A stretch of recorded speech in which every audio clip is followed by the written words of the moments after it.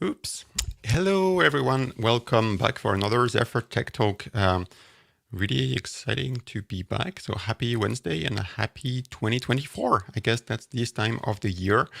We're back in full speed because I think the whole month of January is going to be full of Zephyr Tech Talks. We're going to have one every week, and hopefully by the end of today's Tech Talk, I will have a few minutes to tell you what's coming next, but you can essentially already subscribe and RSVP, whether you're watching us on LinkedIn or on YouTube. The events for next week and the one for the week after is coming soon are already there. Next week is going to be all about security, by the way. Quick general announcement before we slowly get started. One thing that I was just going to ask, but I see that people in the comments know the gimmick by now. Hello from wherever you are in the world, and I see Jovan and Charles saying hi from Germany, from Brazil. If you're joining us from some cool place, just let us know. It's always nice to see people tuning in from all over the world. Another general announcement is for all Zephyr enthusiasts watching the show today. I think many of you might want to make sure that you don't miss the call for proposals for the Linux Foundation Embedded Open Source Summit.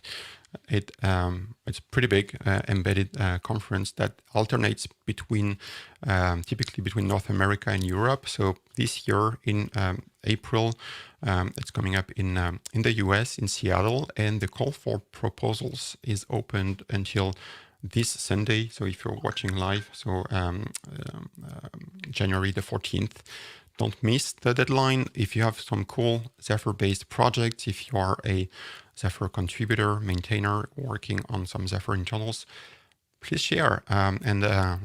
It's always a nice exercise to go through trying to put together a proposal. I know it's time consuming, but would love to see lots and lots of Zephyr proposals. And with that, with a few additional folks joining us from Tunisia, from France, Paris, from New Orleans. Hi, Joseph. Please say hi in the chat, everyone else.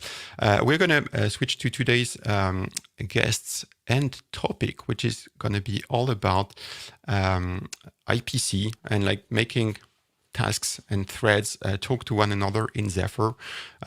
Just like in any other RTOS, there's many ways to do that. You can go really, really low level, or you can use some higher level abstractions. And that's the whole point of today's talk. And we brought two experts in the field in the person of Rodrigo and Bjarki. Hello, guys. How are you doing? Excellent. Really, really nice to have you. Thanks for. I think it's Bjarki who proposed the idea. By the way, I will be sharing the link. I can maybe put it on screen already. If you have ideas of talks, like if you're watching us and you're like, hey, maybe I should be proposing a talk. That's exactly what Bjarki did a few weeks back. He was like, hey, how about we bring in Rodrigo and he and I chat about all things IPC and Zbus, etc. And I said, yeah, sure, let's do that. And I think I actually owe you a reply. Bjarki, you want to do some other cool things in the future, video-wise. So that'll be fun. In the meanwhile, Rodrigo, maybe in a nutshell, who are you and where are you joining us from? Because that's also, there's no reason why you shouldn't be doing that too. Yeah, I'm from Brazil. My name is Rodrigo. I live in the northeast of Brazil, in a city called Maceió. It's on the coast. It's really beautiful here. And I'm part of I'm professor at the university here since 2011, and I joined at the Innovation Center in 2016. The Innovation Center is Arge, and I am leader of the R&D portion of it about embedded systems, and we face a lot of problems and a lot of different challenges on embedded systems, software and hardware development, and Zbus became a reality from that, and we can talk more about it. Yep. Yeah, sounds good. Bjarki, how about you? Well, I mean, people must be familiar by now. You've been on the show Perhaps. 3 times, I think. So yeah, live in Denmark. I work at track unit, make tracking devices for heavy machinery and also small light things like tools. Um, Personally, I'm an embedded software engineer and huge nerd, and I like talking software. So that's Awesome. why That's I'm here. why you're here. Okay. So yeah, I think people watching us, like, they probably know that, and that's actually something I ask all our presenters. We focus very much on the code. There's usually hardly any slides. Yeah, the topic for today is trying to give some to have a well, first have a discussion. And I think I don't think it's going to be a battle between you two guys, but discussing sort of the pros and cons of the different options when it comes to making things talk, like I said. So I think, Bjarki, you've prepared quite a few examples of like, yeah, how one may approach things, and maybe we can dive into that and see where it takes us, right? Like, should Yeah. we put your screen on stage? Yeah. So my idea here was to try to set the stage by doing some role playing, and we're gonna pretend we're making an application that includes multiple threads communicating with each other, which produces a bunch of fun issues like sharing data safely between threads. They have to be synchronized, and there are more and less efficient ways of doing so. So we're going to go through the most basic way of doing it and then making it a bit more complicated each step we go. So, very first step, just to set the stage, we have a few modules, and they have an internal context, and you can get that context by calling a header function. Very straightforward. Internally, each module just uses a spin lock to protect its internal state. So you get the thing, it uses a spin lock to make sure only one thread reads it at a time or sets it. That's the dangerous part. We don't want any conflict there. And in this case, bar is updating a value once a second, and we have Bas and Foo, who both want to get notified once the value changes. In this case, you can only get the context, so what we'll do is we're gonna get the context, check if it changed. If not, we're gonna wait a bit and try again. The least efficient but quite safe way of sharing data between two threads. Of course, we would like to make that a little more efficient, so we will add a callback mechanism. So bar will now be able to register listeners, our Bas and Foo over here. So we'll extend bar to include a struct here so we can listify the listeners, so we can add them um, dynamically or pseudo dynamically. So now we'll go into Bas and bar and see how that has kind of become a little more complex, because now we both set the value protected by spin lock, and then we have a list that we also have to protect by spin lock of callbacks that we then call once the value is set. And the Bas and Foo are a little bit updated here. Now they have a callback that is called once the value is changed. And instead of just waiting and polling, we're waiting on a signal from a semaphore. One event, one semaphore. It's quite straightforward. So now we have something a little more efficient and quite rudimentary, but it works. Now, if we make this a little more complicated, let's say now we add a new module, kick in this case, and it's the exact same story. But now the value or module foo wants to know of both of them. Foo wants to know both when kick updates its internal state and bar. So it will add two callbacks. And if we go to kick and bar, they have started looking quite similar now because both of them have to add a listener. And the foo itself now has to do a little more work to actually figure out which event was called. So we have a callback for bar and for kick. We then have an event where we store or we encode which event actually occurred inside of the event. And then we wait on the event. So now any one bar or kick can cause or call the callback, and we can see who called the callback. But yeah, so it works, but already now it's getting a little bit complicated. We can do this a little bit better. we saw we had some duplicate work. We have these add callbacks that have very similar callbacks. So we take those, we put them into one listener, and we also we create this into one module that is now protecting the list for us.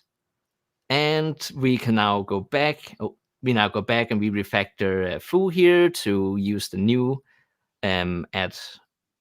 Oh yeah, foo stays the same. We refactor bar and kick to use the new mechanism so they become a little more efficient.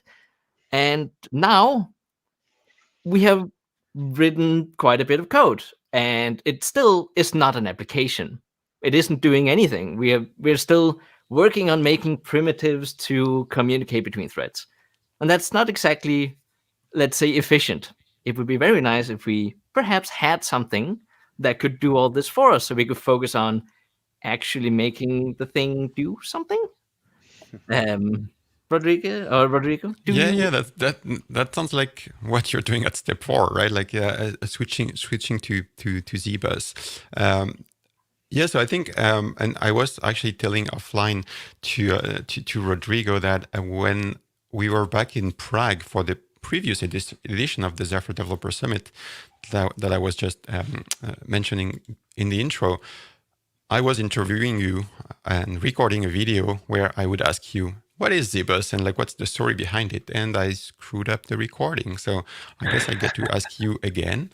Yeah, would love to, for you, before we dive into like the rest of the demos and actually realize that it went really fast, Bjarki, and I think you know that, but hopefully step 4 and step 5 will be more in depth, and I encourage everyone to ask questions or ask for clarifications. So before we dive into some Zbus code, maybe Rodrigo, you can share a bit about like what's sort of the story behind it and how you came about adding that and contributing that as a subsystem to Zephyr. Yeah, Zbus was part of our work in the past. We called that Zeta internally on the Arge, and I have a company called Citrinio as well. And during all the years that I am working as a professor and embedded software engineer, and I'm trying to find a way to restrict better the software, to make that more modular, to make the more maintainable, right? Because this is the worst part of the software development, and us from embedded systems, we are more hardware. Usually, we are more hardware than software. But I am a computer engineer with a good background in software, and I started to work on that because we have more and more complexity on software right now, because we have really good microcontrollers and chips and connections, and everything is going to be more complex and hard to deal with, and with new devices, with new needs from the consumers, we need to deal with variations on hardware, and that cause a lot of variations and change in software. And I'm looking for that. I started my PhD, and I am a doctoral candidate right now, and Zbus is part of it. And I would like to bring all the research and attempts we did internally at the university and the innovation center, and bring in the company, and bring that to the community via a kind of bus. The bus is a gap on the RTOS's scenarios. It's hard to see. I could not find a kind of bus like Dbus from Linux to other RTOSes, and it was really hard to do things as Bjarki or were saying to us, showing us, and every time we need to do a different kind of thing to solve this problem. And then when we need to change the software, it causes a lot of things or a lot of problems. We call that technical debt, and we need to fight that. And Buzz was part of it. And before submitting that to Zephyr, we changed the name from Zeta to Zbus, Zephyr bus and tried to make that available. And the whole process took a lot of time. I don't know if you recall the PR. It took 163 days to be merged. almost almost I don't know half in a year, half of a year to have that merged. But we did a lot of work there, a really huge discussion about it to make that more um, suitable for other companies and scenarios, because at first I was developing a bus for really constrained devices, but during the process we see Zephyr running on clusters with high performance MCUs, which I was not meant before to solve, right? And we did a lot of changes, and now it is in the third version on the Zephyr version, and we added a lot of features to make the community needs more to solve community needs. In fact, Okay. in fact, Zbus has 4 years Yeah. now. Okay. Okay. But yeah, speaking of community, that's maybe one thing that we can keep for later in the conversation, like discussing sort of like what's next and how can people get involved. So maybe Bjarki. So actually, there's two really nice pieces of feedback in the chat. One from YouTube, one from LinkedIn, but saying similar things. Will you be sharing your code? And that's a question that I actually wanted to ask you myself, because this could be useful for people. And I These think examples? yes, Sure. Yeah, they're like just put them on GitHub your and thing. It's on GitHub. oh, it is already on GitHub. So yeah, just let's see. Let me make sure that I put your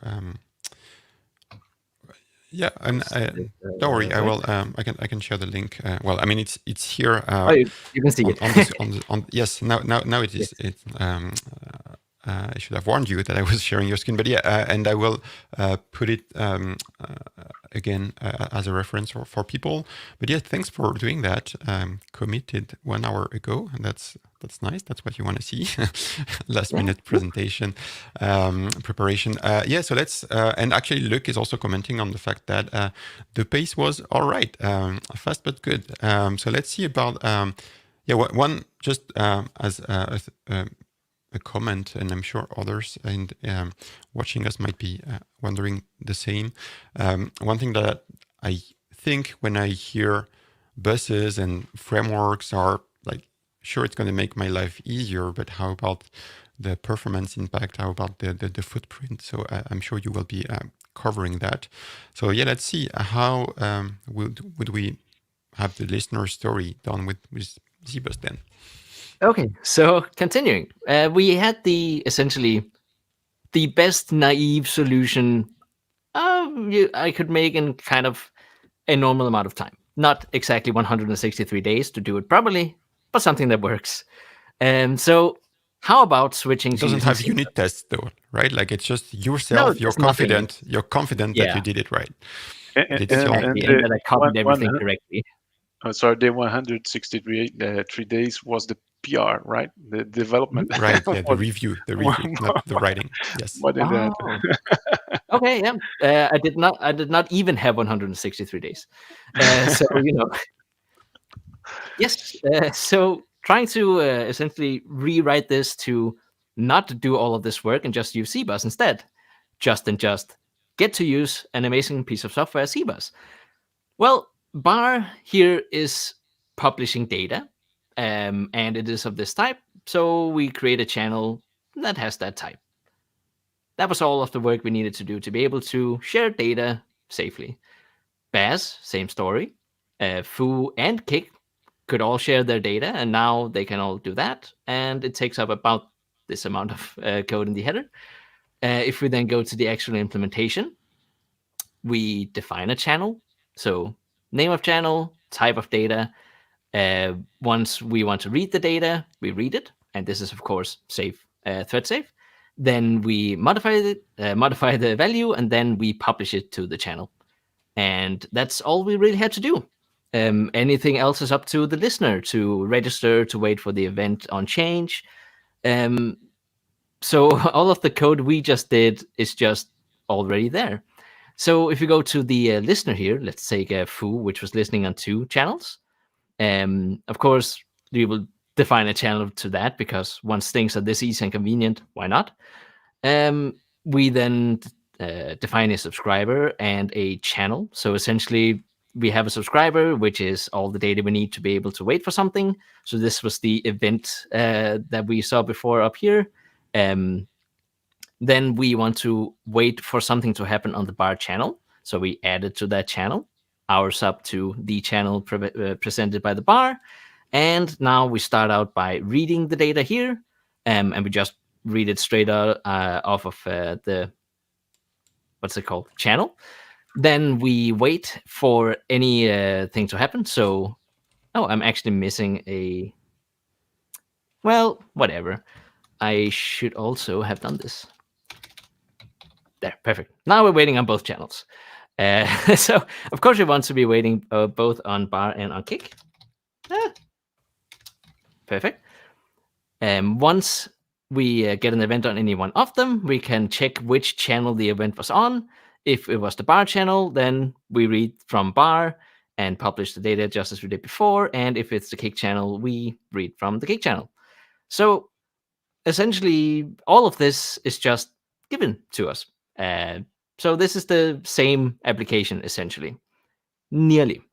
One thing that, of course, is now missing is we don't have a header anymore. We just have the channel. And then every, essentially, what you can do with that channel or making sure your types are correct, that is done now in the actual modules down here, which is perfectly fine in theory. It works. But we can do it a little bit safer as well. We can go in and we can restore our header. So we still have the channel from before, but we can bring back our channels here. So pub is set and read is get, and we can essentially make it type safe as well.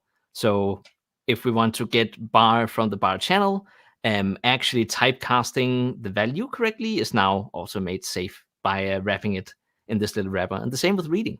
So now we can't accidentally publish the incorrect type to the incorrect channel, because you essentially tie them together with this header. And also it gives you a convenient thing or a place to actually document what your function is doing, because just a type and a channel can be quite obscure if not really well documented. So there's 2 reasons I made these examples. One was, of course, just to show how well it works. The other one was for some performance comparisons. So better listeners here is the very naive but working implementation that I made with just primitives. And step 4 is when we switch to using Zbus, at which point we include Zbus. So we can actually see the difference in how much RAM and ROM is used when going from step 3 to step 4. We would expect Zbus to use more because it's more, it can do more things. So if we look at this target, the first one is an STM32 ARM-based chip. We can see our RAM. If we go to step 3 was my solution. Step 4 is with Zbus. And this is RAM. This is the dangerous one. We don't have a lot of that. And we add about 60 bytes or something. So that's essentially the same. So we went to using something way better and way more feature-rich, and it didn't really cost us anything on the RAM front. If you go to ROM, we add about, we go for step 3 to step 4, about 750 bytes. Which, again... Sorry if I missed this step, but it looks like a step. The safer Zbus is both more efficient, both in terms of RAM and ROM? Like what did I miss? That's awesome. Yeah, that is because of one thing that I overlooked here. Or is it not doing the same? Maybe it is doing the same. It's just doing it better because. So one thing that I completely forgot about is in all of these functions or listeners here, like foo, they are checking to make sure that not only did something happen to the value, the internal state, but also that it actually changed. So here we have to, or we check every time data is actually submitted. Well, did the value actually change? And then we do something. With Zbus, that can be done in a validator instead in one place. So if we go to the actual implementation of the channel here, so bar is publishing data, I added a validator here that ensures that both the value makes sense, it is the correct type, and it checks that we actually change the internal state.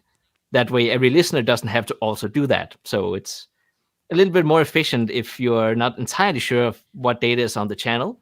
If you actually want to react on it, because if it's the same data, there's no real reason to react in this case. So I moved it here. So that made all of the actual functions, like foo, quite a bit simpler, because now they don't have to track the old status, make sure it changed, and then do something.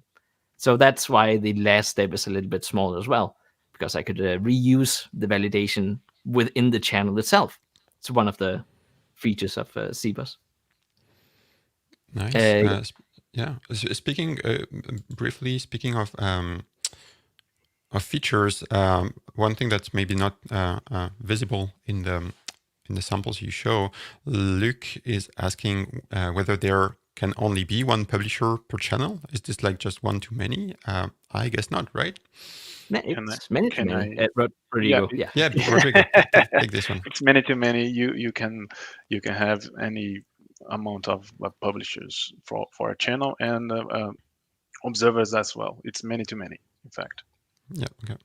And that would that's probably overkill, but I would love to see what's the sort of the impact, like how do things grow with regards to the naive version and the Zbus version in terms of footprint. Like if I have, say, I don't know, 10 publishers and 100 subscribers, like does it scale linearly or not? And or like does Zbus become even more efficient the more publishers and subscribers you have?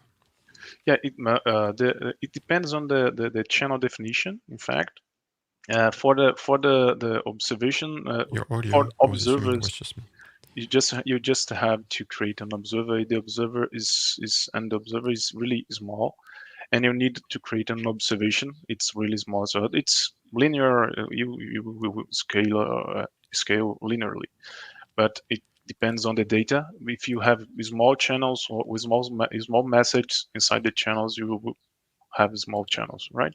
Because we have to store the message inside the channel. The Zbus uses a shared memory approach to share messages between the publishers and subscribers. So we have to store one message inside the channel, in fact. But it's not so. We make a lot of effort to put that on the flash instead of the RAM, and we have a lot of work on iterable sections and things like that to make the RAM smaller as possible, the memory usage. Okay, kind of related. Louis is asking, some of the published payloads were marked as static structs. Do they need to be persistent past the publication and before it's consumed, or are they allocated elsewhere? So the reason why I'm allocating in here, perhaps? Is that the question? You need to, when you publish the message, the message is copied to the shared memory area. So you don't need to keep that during the publication, right? When you publish, it's copied to a safe area, and Zbus uses just the safe area to share that. So you can remove that, or even if you want to allocate that dynamically, you could. For keeping things static here is because this routine is running on the stack of the thread. Keeping this memory outside of the thread just saves your stack a bit.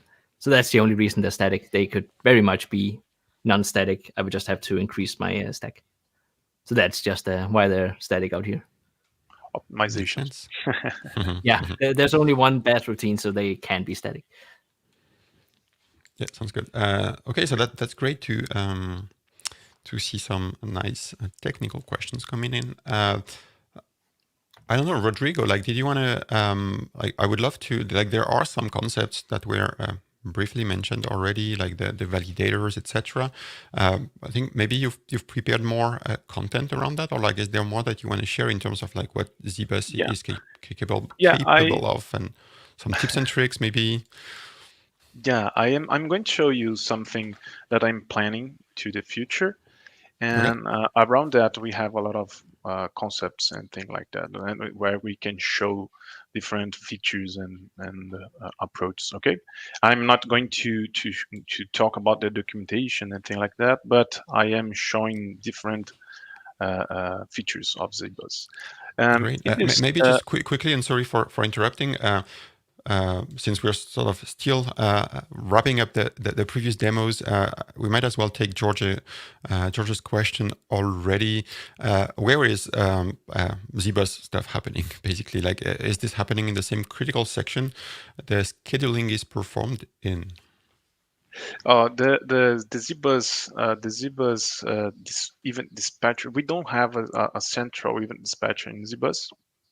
We call that VDD, virtual distributed event dispatcher, because all the notification process, the VDD execution, is running on the publisher context. So if you have a low priority publishing to Zbus, the context of the notification is running the same priority as the can I saw another question there Yeah, about. that was my bad, but there's going to be a few more, and until you can go to your through your slides. I think that's great.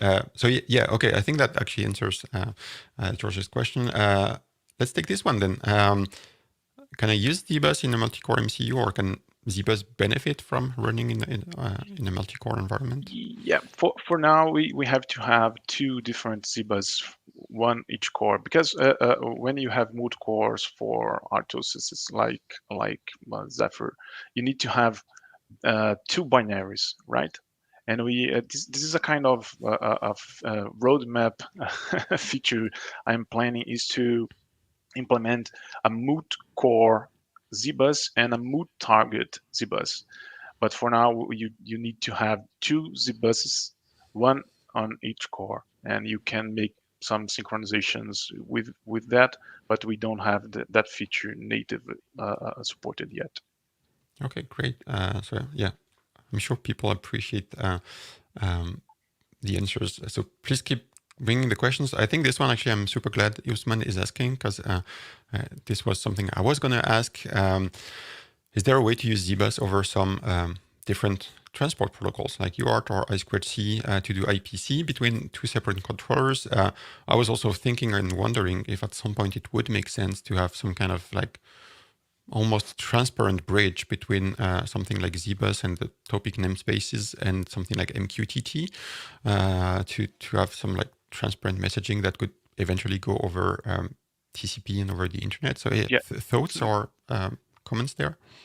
Yeah, this is exactly the mood target scenario I am planning to solve, where you have two Zbus implementations, or the same implementation. Sorry, you have two targets, one on the computer or and other on the device, and you make them synchronize using, I don't know, UART, I2C, or SPI.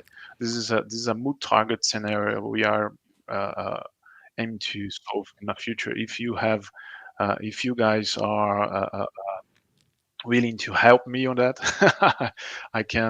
we can work together to make that earlier, because I am finishing my doctorate, and I don't have a lot of time to do that, and I'm doing the critical features, just the critical features for now.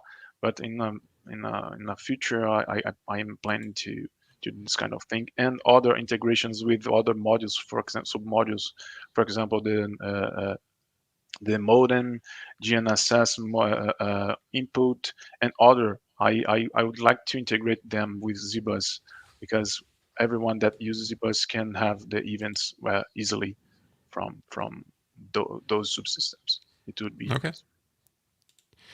Guess what? There's another question. I think, I mean, unless you guys disagree, I think we should keep taking the questions, because they're all pretty Pretty on point, actually. Bayram is asking with the, I guess he's referring to a recent PR. Are we now able to publish from an ISR safely, or are there other things to take into consideration? Yeah, that was a limitation that we had before, because we were using mutex to lock channels, and mutex cannot be used inside ISRs.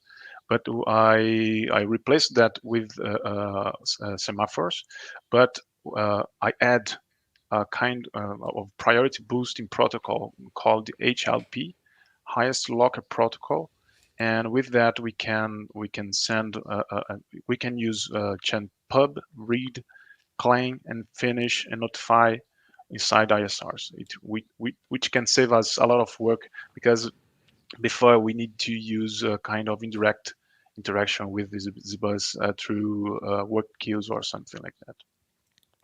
But Okay. there's no considerations I recall right now. Okay, awesome. Can I All ask right. a question? Actually, Yes, Yeah. yes. Yes.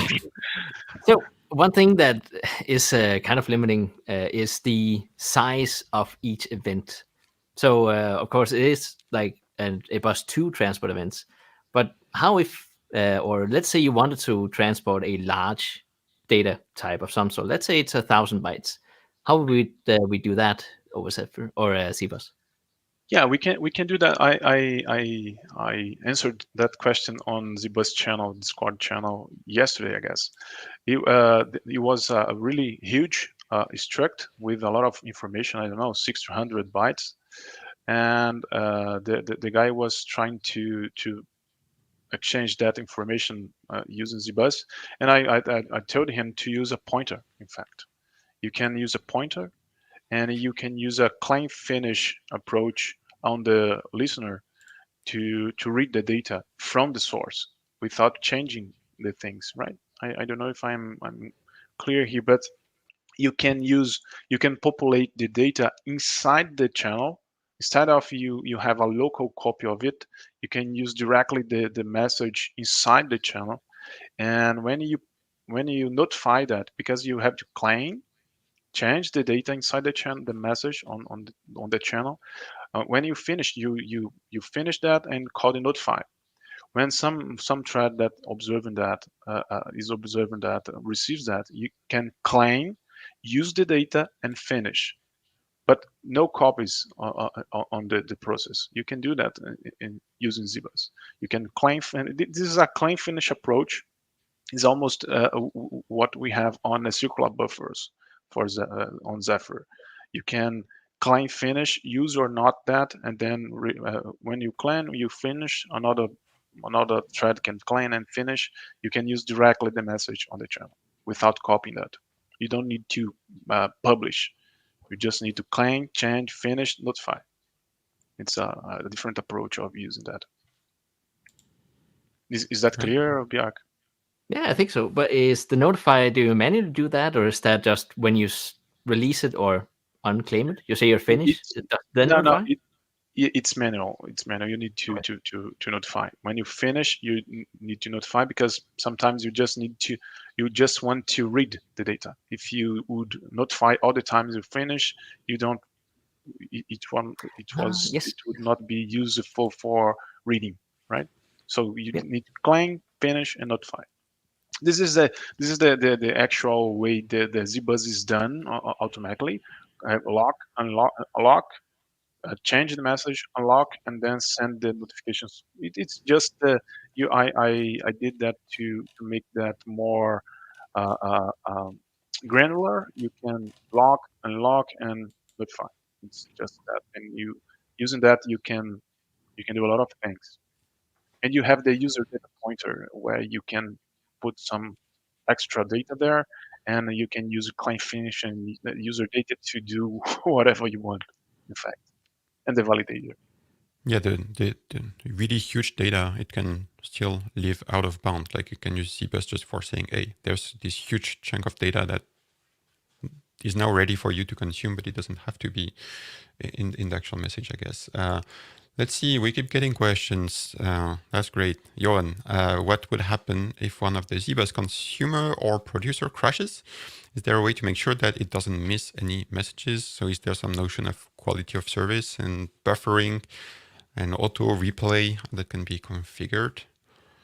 Yeah, the crashes are really hard to deal with, right? To know that some part of it crashed, it's hard, but it depends on the kind of observer you have. If you are using listeners, listeners are just callbacks that the publish the Zbus call, that the VDD, the event dispatchers call. So I think it's not possible to have a crash here. And you can have subscribers and message subscribers. The message subscribers receive a copy of the message, and if you stop uh, consuming that, you can generate a, there we are using a FIFO with a kind of pool of nodes. So if you stop reading that, the FIFO is going to be big, and the pool is going to be small, and maybe you cannot allocate another element to publish anymore. So depends on depending on the way you are publishing and consuming that, you can have some kind of crashes if you start to consuming the data. Okay, I don't know if Okay. I Yeah, no, I think that helps. Okay, and guys, so sorry Benjamin, if you have more questions, I can answer that on the Zbus Discord channel, okay, after the yeah, yeah, presentation. that's actually a great point for people not on the Discord just yet. You have the link right here, chat.zephyrproject.org. Yeah, Rodrigo is there in the Zbus channel and other places.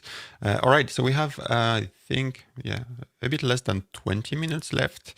Okay, Probably I'm a little bit of what you wanted to cover. So, yeah, yeah. I mean, tell us a bit about like what's coming, I guess, and Okay, anything else okay. you wanted to share. Yeah, we see a lot of evolution on embedded software. We came from Superloop and then Threads, right? We are on RTOS, and we are going to have some kind of multiplications. We see already the L extension feature. I don't know if do you guys know, but you guys know that, but the L extension is a kind of binary that you can load after after that. It's a kind of different binary that you can extend and use. It's a kind of application in fact, but it's nice still I don't know, initial stage of that. But I think that we need to be here for now. We are going to mood service scenario. In my point of view, I am proposing that on my doctorate studies. And on that vision, we have a kind of services with a common interface with it. It's almost like a kind of REST interface. I don't know if you RESTful Mm-hmm. interface, and when you have a GET, pub, and thing like that. And the service usually have interaction with hardware dependent code or a complex algorithm that makes some different things on a separate thread, right? So on a separate thread. So we have services. Services may be one or more thread internally, okay?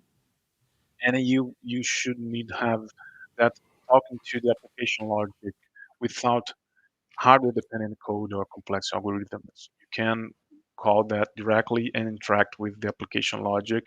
The application logic is a part of, it's a kind of pure code that you don't depend on hardware or other things, right? So you can reuse that whatever you want, wherever you go, you just need to change the service part.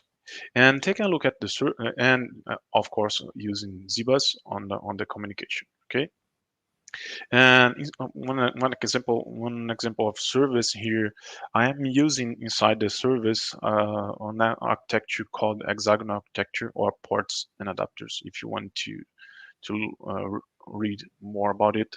But in fact, we have a kind of port that we can access the service, and we have adapters to adapt the service to the actual driver. In this case, we could replace the devices or even the kind of device, and the position service could stay the same, right? And we could reuse that based on the interface. And if we go deeper, this is a kind of proposition I have, and I am going to show you quickly what's going on here. But a service interface usually have to have a command channel, a response channel, and an event channel. The reaction is a set of observers that make the service sensible uh, to another service event. I'm going to show that, and we just need to have implementation, interface implementation, and the adapter here. I have a shell square here because I think that the service interface could have a shell to interact with the port. And I'm going to show an example of that, making that clear.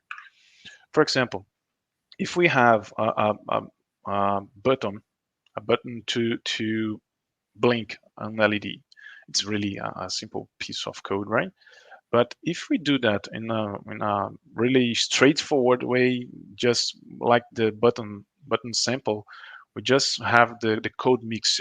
The button and the LED code are mixed together, and it's hard to change. Because if I don't know, if you have a device that now can blink the LED based on a timer instead of the button sample would not work anymore, because you have a lot of button code here. If you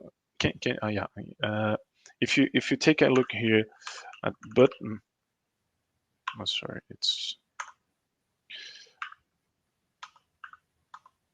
button. You can see a lot of buttons instances here. So you have more than half of the code to change to make that available for I don't know, a timer. So what I'm proposing here is to make that in a kind of service. It's maybe a overkill, but I'm showing that just to illustrate to you what I'm thinking and planning. And so I would have a trigger service because I can change from a button to a timer, and I would have an indicator service because I can change an LED to a buzzer, for example, or another haptic vibration motor or something like that. So it's really generic. Even the name is generic here, and we just have the ports and the implementations. And here is a kind of interface I'm showing to you. For example, the indicator, we can send commands like on, off, toggle pose, get post duration, and set post duration. And you can receive response like state, if it's on or off, for example, and the post duration. And we have events. Those events are like generic, and all the interfaces need to have that. The interface is initiate and it's ready to use or failed, and why it's failed. And the reaction I'm going to show you. And the trigger initiated, ready, and failed. And now we have activated a new event to show you. And using Zbus and that thing, we could implement the trigger service with a button trigger implementation and an indicator service with an LED indicator. It seems to be overkill, but I'm going to show you the flexibility of that. Okay, and this is the code. Let me hide the.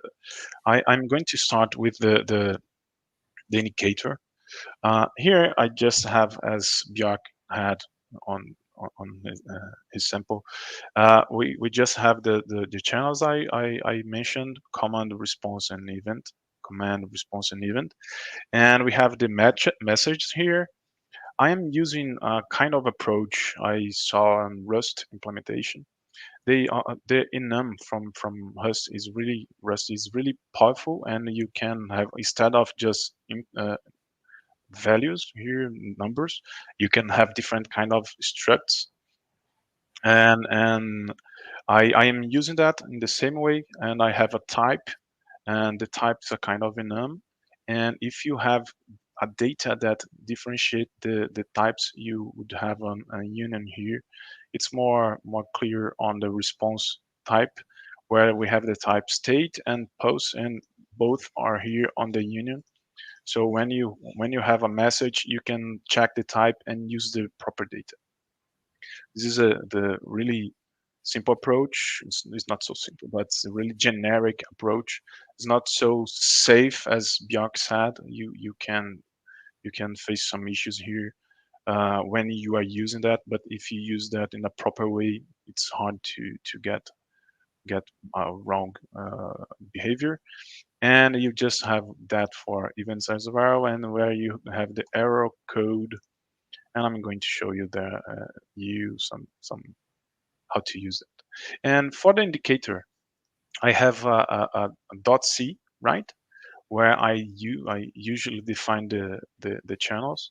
The channel is almost the same thing here: command, response, event, and I have a kind of initial state. And the shell portion here is just to use the command, use the interfaces. For example, I have a shell to get the post duration. I can set the post duration, and I can execute all the commands on the shell. Why I'm proposing that? Because with it I can use the indicator without having implementation of it. It will be clear when I show the trigger one. With the trigger, we have only the ready, initiated, fail, as we talked before, right? Here we have the activated, and in this scenario, we just have to have one shell command just to send the events, and that's it. So I'm running on a Silicon Labs board here. I'm going to show how we could do things here. And and another thing, interesting thing here that we can do is on my kconfig, I have two kind of triggers. I have the timer and I have a button, or I have any of it because it's optional. Okay, so when I compile that, and the CMake list, I am just adding the source of the trigger to the code. So I can use, like, it's almost like a piece of hardware that if I am using a button, I have the button. If I am using the timer, I have the timer. It's almost a piece of hardware, right? I am trying to emulate that. And when we run that, I'm trying to run that just with the shell, okay? Just to let you know, let show to you what's going on here. Let's Just quickly to answer Benjamin's question in the chat, I actually cannot find it on LinkedIn to reply by text as well, but yes, this is recorded. Best is actually it will be available on LinkedIn afterwards, like the same link you're using to watch live will be available afterwards. But I would actually recommend everyone to also subscribe to our YouTube channel if you haven't already. I can share the link, or you can just Google it if you're not already watching us on YouTube. Feel free to also like the video and give some thumbs up. This is always appreciated and helps make sure that even more people find out about the great topics that our guests are covering. So meanwhile, your demo compiled. Okay. Let's keep going, because And we just have 5 minutes left, by the way. Yeah. So just doing the quick check here. Yeah, in this example, we just have the LED indicator module ready, right? But we have the trigger interface here to send the ready event, and we have a kind of observer in the system reading that event to show that trigger mode is ready. And now if we take a look at can you see my board here, right? This Yeah. is the user button. When I press that, there is no LED, right, blinking, Mm-hmm. because it's not the button trigger is not there. But I can, for example, send the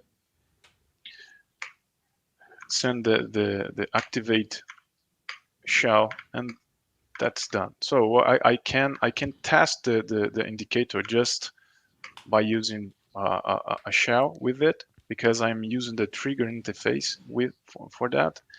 And if I want to do that using the button, I can use just compile, enabling the button. So in this case, it will be the button .c file will be included on the compilation. So here, the button is set and the trigger mode is okay. So everything is done. And if you press a button, you have a pause, right? It seems to be really naive, but oh, sorry. So the results of it, if we have the trigger, for example, the time trigger. Let me show you. I have a timer trigger, and I have 3 minutes to show that. And you can see that the LED is blinking. And I didn't change anything on the LED indicator code. I just added the implementation of the timer. And to show you some code, the LED indicator implementation is just a kind of observer that observes to trigger event and the indicator command. We have some helper functions to set the LED, to toggle, to pause the LED, and the thread is almost the same as, despite of the LED initialization here, we just send the indications. If it failed or if it's ready, we send that. We just have almost the same thing that the Bjarki had there to implement the interfaces here. When we receive an event, if it is different from activated, it will be discarded. But if it is activated, it will pause. And if it's a command on, off, toggle, pause, get duration, and set duration, we just implement that. And this one we are answering on the response channel. So it's really, really powerful. And if you use that for anything, you can do different kind of things using that kind of interface, right? Yeah, I'm not familiar with it, but it almost feels like some of it could tap into Zephyr's state machine framework, like to make even like evaluating things like, hey, if I'm off, and you ask me to be off again, then it doesn't make sense. Rather than testing those kind of transitions, could be done on top Yeah, of it. yeah. You can do a lot of things here. State machines, send events. You can do a lot of stuff. But here we are just answering to commands, react Yep. to that, executing them, right? And it's really, really straightforward to just answering the. And here there is a technique I use. Since the LED indicator is observing the trigger event and the indicator, I have a kind of I use a union with both of it, and I usually use almost the same name here to make sure that when I use that, I am using that correctly. So that if it is from indicator command, I have indicator command type. If I have something different, if it's on event, I have message, trigger event, type, right? So it's really, really simple. And this, I don't know if you are used to use Zbus, but usually we need to pass a pointer here, a reference to a message. In fact, it's necessary. But I am using a macro here, and this macro is a kind of, this is a compound literal. It's a feature of GCC and C99, I guess, 99. And with that, we can declare a kind of reference without need to create a struct before. So in this way, I can publish to a channel without needing to declare a struct before, right? Struct message indicator comment I don't need to do that anymore. I use that directly, and it seems to be more clear and easy to go. And you can use directly here post duration. Okay. Yeah, I would actually So, say yeah. the opposite there. Because one of the things about buses is that when you start using void pointers to essentially cast things, at that point, if you don't know that you're using a pointer somewhere, that could be quite dangerous. So if you're really familiar with the function and what the macros are doing, it can be safe, yes. But Yeah. anyone who doesn't really know that that's supposed to be a pointer could easily break it. Oh yeah, for sure. This is just on that code because I can accelerate things using that. But it's really dangerous if you don't know if it's a static pointer. But it's faster to and clear to use the let's see the API, right? So I just have that, and for example here I publish to the response channel using that directly. So and to finish the demonstration, I'm going to show the time trigger. The time trigger is just a timer, in fact, where we have a listener. When the listener callback is when we have a publication on the channel, it starts a timer. It's really simple. I would like to show you here is that one. It's another. I'm I think, yeah, we're kind of running out of time. Although, I mean, it looks like we have still people watching, so to some extent that's fine. But do you have, just like Bjarki, like, is this code available on GitHub? Because that's Yes. one way to for people to learn more. And maybe, I mean, we can also have a follow-up session where you dive more into some of those things. But yeah, if you have the link and can, I mean, we can share afterwards. It will be available in the description of the video on YouTube. Yeah, we can do that. It's just a kind of spin lock that Bjarki showed before, and we can have the claim finish inside that. And this is a kind of macro. I'm going to trying to create a PR for that. It's almost the same thing, but you have a claim finish, and you do that in a proper way, and it's really straightforward.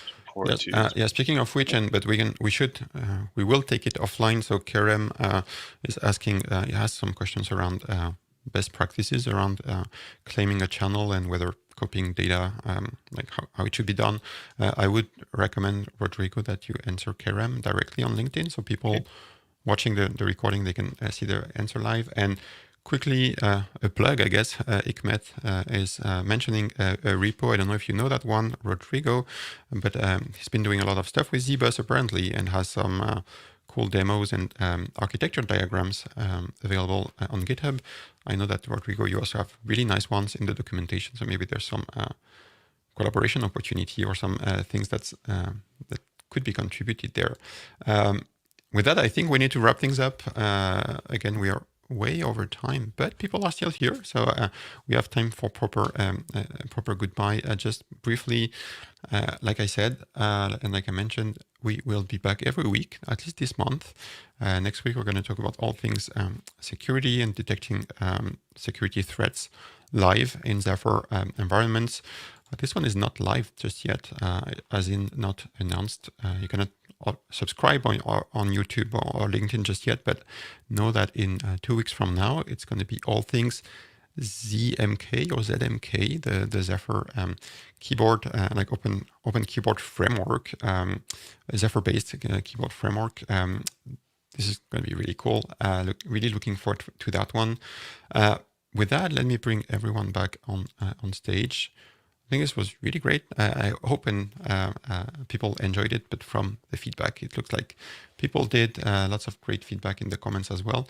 We should do more of those if you are watching and if you're, again, a maintainer, a contributor, and you want to sort of have this kind of live discussion, live demos around an area where you have lots of tips and tricks to share and would like to take questions from the audience, just ping me.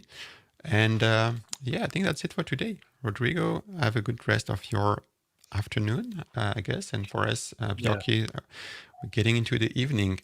Thanks, everyone, for watching. And thanks again to Rodrigo and Bjarki. Bye. You're welcome, and bye. Bye-bye. See you.